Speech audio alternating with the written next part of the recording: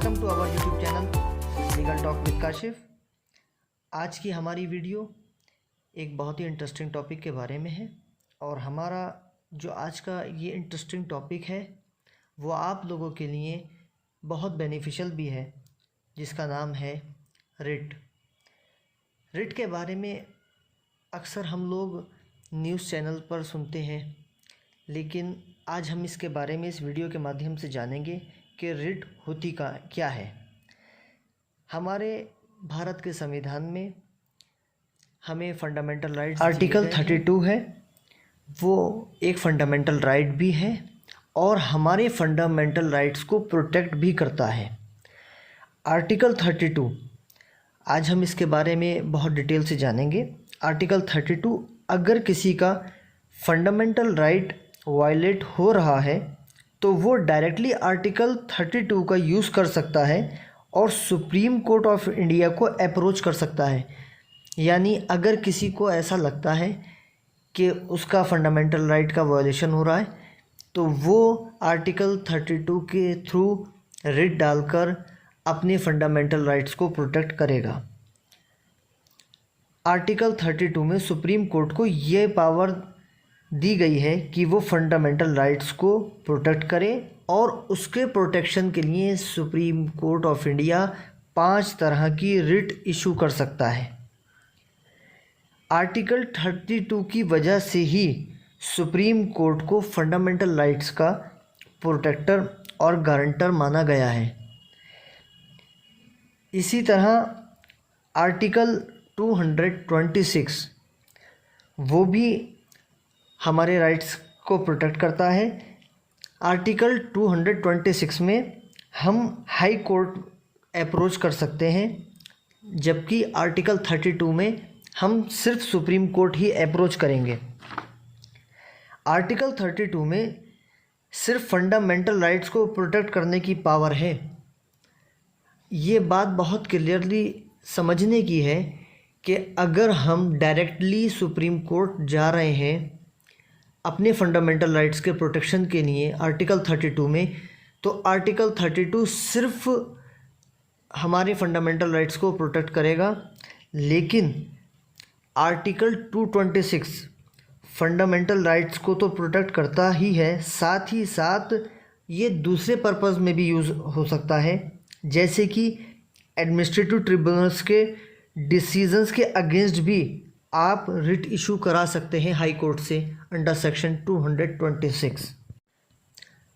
Doctor Bhimrao Ambedkar ji ने article 32 को heart and soul of the constitution तक कहा है, क्योंकि जो हमारे फंडामेंटल राइट्स हैं उसका बहुत ज़्यादा ख्याल रखा गया है जब ये कॉन्स्टिट्यूशन बनाया गया था।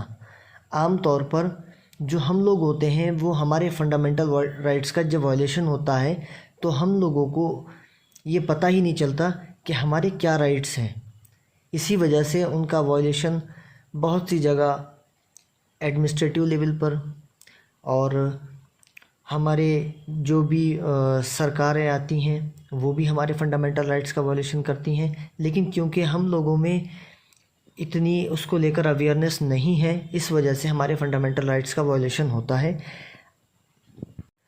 अब आगे हम बात करेंगे कि किस तरह से हम फंडामेंटल राइट्स को बचा सकते हैं। 5 तरह की रिट्स जो हैं वो इशू की जाती हैं हमारे फंडामेंटल राइट्स को बचाने के लिए, जिसमें सबसे पहले नंबर है हबीस कॉर्पस, उसके बाद मैंडेमस रिट, उसके बाद सर्शोररी रिट, उसके बाद आता है प्रोहिबिशन रिट, उसके बाद आता है क्यो वारंटो। हबीस कॉर्पस जो है ये सबसे ज़्यादा पावरफुल और सबसे ज़्यादा यूज़ किए जाने वाला रिट है। अब मेनली ये यूज़ कहाँ पर होता है? हबीस कॉर्पस जो है वो मेनली उस कंडीशन में यूज़ होता है जब किसी इंडिविजुअल या किसी पर्सन को कोई भी अथॉरिटी या गवर्नमेंट अथॉरिटी या स्टेट बिना किसी प्रॉपर एविडेंस के अनलॉफुली या इल्लीगली उसको डिटेन कर देती है, उसको अरेस्ट कर लेती है, तो उस कंडीशन में उसके फैमिली मेम्बर्स, उसके फ्रेंड या फिर वो खुद हाई कोर्ट या सुप्रीम कोर्ट में इसको चैलेंज करता है, ये रिट मूव करता है और कोर्ट जो है वो उस अथॉरिटी से ये क्वेश्चन पुटअप करती है, ये रीज़न फाइंड आउट करती है कि आखिर उस इंडिविजुअल को या उस पर्सन को किस वजह से अरेस्ट किया गया है। अगर वो रीज़न अनलॉफुल होता है, इल्लीगल होता है, गवर्नमेंट बॉडी या कोई एडमिनिस्ट्रेटिव पावर जो है वो ये फेल हो जाती है प्रूफ करने में कि जो अरेस्ट है वो लीगल है, तो उस कंडीशन में कोर्ट उस पर्सन को रिलीज़ कर देती है। अब हम इसको एग्ज़ाम्पल से समझेंगे। एग्ज़ाम्पल इसका आपके सामने स्क्रीन पर है। राहुल जो है वो रिया को परेशान करता है। अब रिया का भाई जो है, जो कि एक पुलिस ऑफिसर है, वो राहुल को जेल में बंद कर देता है। पर रिया के फादर ने राहुल के अगेंस्ट कोई FIR लॉन्च नहीं कराई थी, कोई कंप्लेंट नहीं कराई थी, पर फिर भी राहुल को रिया के भाई ने अरेस्ट कर लिया था। तो उस कंडीशन में राहुल जो है वो रॉन्गफुली डिटेन्ड हुआ है। ऋतिक जो कि भाई है राहुल का, वो एक एप्लीकेशन मूव करता है कोर्ट में जिसे हबीस कॉर्प्स कहते हैं। उस कंडीशन में जब ये बात प्रूफ हो जाती है कि राहुल का जो अरेस्ट है, जो उसका डिटेंशन है, वो एक रॉन्गफुल मैनर में है, तो कोर्ट उसको रिलीज़ कर देती है। मैंडेमस यानी कि वीक कमांड। अब ये किस तरह की कमांड है इसको जानेंगे। बेसिकली ये एक तरह का कमांड ही होता है जो कि हम किसी भी कॉन्स्टिट्यूशनल, स्टैट्यूटरी, नॉन स्टैट्यूटरी या फिर किसी ट्रिब्यूनल, यूनिवर्सिटी, किसी को भी, या कोई गवर्नमेंट बॉडी है, कोई पब्लिक ऑफिसर है, उसके लिए हम यूज़ करते हैं कि वो अपनी पब्लिक ड्यूटी परफॉर्म करे। बेसिकली होता क्या है, जब कोई भी गवर्नमेंट एम्प्लॉय, कोई भी पब्लिक ऑफिशियल जो अपनी ड्यूटी को ढंग से पूरा नहीं करता है, उसको परफॉर्म नहीं करता है, तो उस कंडीशन में ये रिट मूव की जाती है। अब इसको हम समझते हैं इस छोटे से एग्जाम्पल से। सीमा एक लड़की है जो इलेक्ट्रिसिटी बोर्ड से इलेक्ट्रिसिटी कंज्यूम करती है और उससे वो अपनी ज़िंदगी के जो रोज़मर्रा के काम हैं वो उसको करती है। इलेक्ट्रिसिटी बोर्ड जो कि इंटेंशनली सीमा तक जो उसने प्रॉमिस किया है बिजली पहुंचाने का, जो जिसका वो बिल पे करती है, वो अपनी ड्यूटी को प्रॉपरली परफॉर्म नहीं कर रहा है। तो उस कंडीशन में सीमा जो है वो रिट ऑफ मैंडेमस कोर्ट में दायर करेगी और कोर्ट उस पर, उस इलेक्ट्रिसिटी बोर्ड को ऑर्डर करेगा और सीमा को जो है वो जो उसका लाइट कंजम्पशन होना है, जो उसको इलेक्ट्रिसिटी सप्लाई होनी है, वो प्रॉपर तरह से होगी। रिट ऑफ सर्सोररी, इसका मतलब होता है टू बी सर्टिफाइड। इस रिट के थ्रू सुप्रीम कोर्ट और हाई कोर्ट लोअर कोर्ट को कमांड दे सकते हैं कि वो अपने रिकॉर्ड इन्हें सबमिट करें रिव्यू के लिए। यानी कि सुप्रीम कोर्ट और हाई कोर्ट लोअर कोर्ट्स के ऑर्डर को तलब करते हैं उसको रिव्यू करने के लिए। उसमें ये देखा जाता है कि कहीं लोअर कोर्ट्स के जजमेंट जो हैं वो इलीगल तो नहीं हैं। अब लोअर कोर्ट के जजमेंट इलीगल कैसे हो सकते हैं?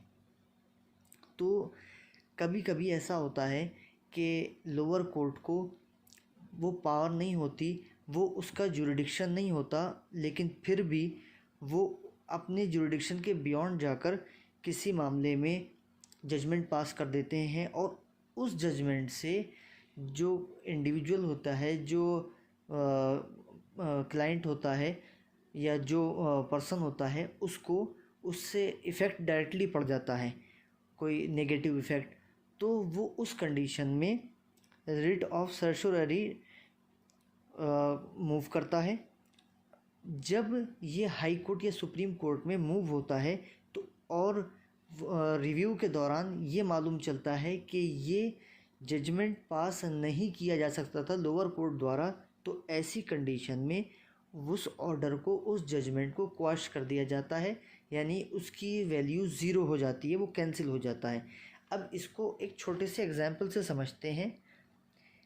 एक डिस्ट्रिक्ट कोर्ट ने एक मैटर में जजमेंट किया, लेकिन वो जजमेंट उसके जुरिडिक्शन में नहीं आता था, लेकिन उस जुरिडिक्शन में नहीं आने की वजह से जेनी को वो ऑर्डर जो कि उसके अगेंस्ट हुआ उससे बहुत बड़ा इफ़ेक्ट पड़ा।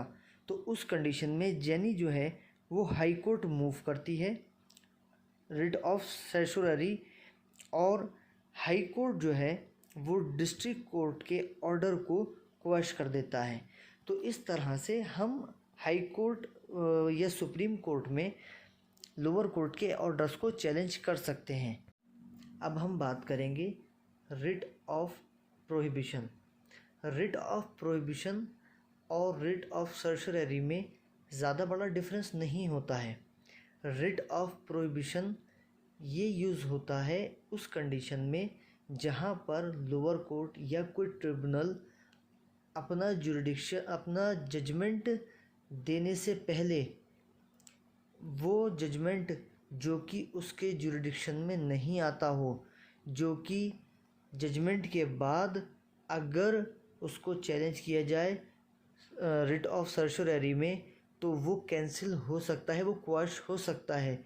तो उस कंडीशन में वो जजमेंट या वो ऑर्डर आने से पहले हम रिट ऑफ प्रोहिबिशन में जा सकते हैं।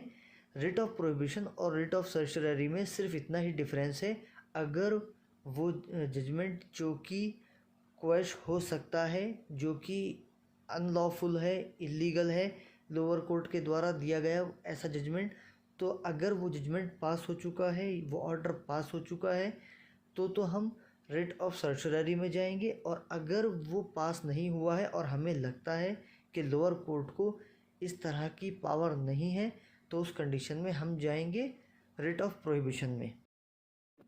और लास्टली जो हमारा फिफ्थ रिट है उसका नाम है को वारंटो। को वारंटो का मतलब है बाय व्हाट अथॉरिटी। अब को वारंटो से हम ये रिट डालकर क्या कर सकते हैं, इसके बारे में जानते हैं। इस रिट से कोर्ट किसी भी पब्लिक ऑफिसर से पूछती है कि आप ये जो पब्लिक ऑफिस है किस अथॉरिटी से एज्यूम किया हुआ है। अगर उनका टाइटल डिफेक्टिव होता है तो उनको उस पब्लिक ऑफिस को छोड़ना पड़ता है। अब हम इसको एक छोटे से एग्जाम्पल से समझेंगे।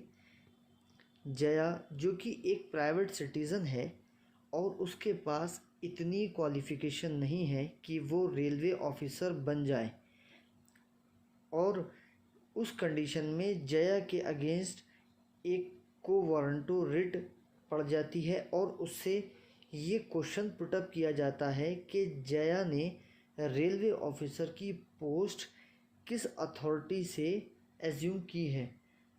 और जया जब उस कंडीशन में एक रीज़नेबल आंसर कोर्ट में नहीं दे पाती है, तो उस कंडीशन में जया की वो पोस्ट, वो जॉब चली जाती है। तो आज का हमारा वीडियो आपको कैसा लगा? हम और भी इंटरेस्टिंग टॉपिक्स पर अपनी वीडियोस बनाते रहेंगे, और अगर आप किसी टॉपिक पर जो आपको पसंद हो हम उस पर भी वो वीडियो बनाएंगे। आप हमें हमारे कमेंट बॉक्स में सजेशन के तौर पर कमेंट करें, हम उस पर भी एक वीडियो बनाएंगे। थैंक यू सो मच, और हमारे चैनल को ज़्यादा से ज़्यादा